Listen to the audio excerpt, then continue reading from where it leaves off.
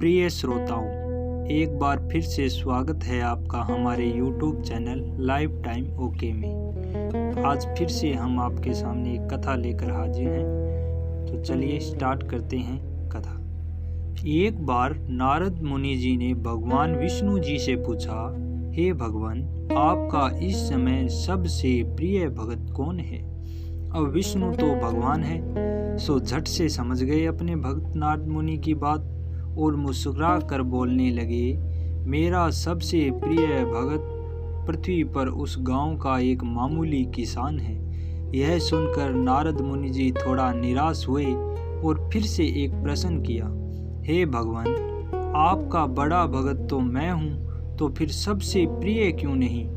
भगवान विष्णु जी ने नारद मुनि जी से कहा, इसका जवाब तो तुम खुद ही दोगे मुझे।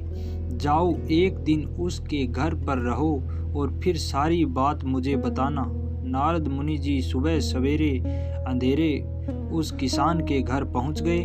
देखा अभी अभी किसान जगा है और उसने अब से पहले अपने जानवरों को चारा दिया, फिर मुँह हाथ धोए और दैनिक कार्यों से निवृत्त हुआ। जल्दी जल्दी भगवान का नाम लिया, रूखी सूखी रोटी खाकर जल्दी जल्दी अपने खेतों की तरफ चल दिया। सारा दिन खेतों में काम किया और शाम को वापस घर आया। जानवरों को अपनी अपनी जगह बांधा, उन्हें चारा पानी डाला, हाथ पांव धोए, कुल्ला किया, फिर थोड़ी देर भगवान का नाम लिया, फिर परिवार के संग बैठकर खाना खाया और कुछ ही बातें की और फिर सो गया। अब सारा दिन यह सब कुछ नारद मुनि जी ने देखा और भगवान विष्णु के पास पहुंच गए और बोले, भगवान, मैं आज सारा दिन उस किसान के संग रहा, लेकिन वो तो ढंग से आपका नाम भी नहीं ले सकता। उसने थोड़ी देर सुबह, थोड़ी देर शाम को, और वो भी जल्दी में आपका ध्यान किया, और मैं तो 24 घंटे सिर्फ आपका ही नाम जपता हूँ। क्या अब भी आपका सबसे प्रिय भक्त वो गरीब किसान है? भगवान विष्णु जी ने नारद जी से यह बात सुनकर कहा, अब इसका जवाब भी तुम मुझे खुद ही देना। और भगवान विष्णु जी ने एक कलश अमृत से भरा नारद मुनि को थमाया और बोले, इस कलश को लेकर तुम तीनों लोकों की परिक्रमा करके आओ, लेकिन ध्यान रहे, अगर एक बूंद भी अमृत नीचे गिरा तो तुम्हारी सारी भक्ति और पुण्य नष्ट हो जाएंगे। नारद मुनि तीनों लोकों की परिक्रमा करके जब भगवान विष्णु के पास वापस आए तो खुश होकर बोले, भगवान, मैंने एक बूंद भी अमृत नीचे नहीं गिरने दिया।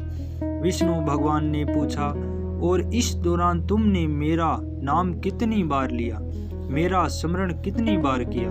तो नारद मुनि बोले, अरे भगवान जी, मेरा तो सारा ध्यान इस अमृत पर ही था, फिर आपका ध्यान कैसे करता?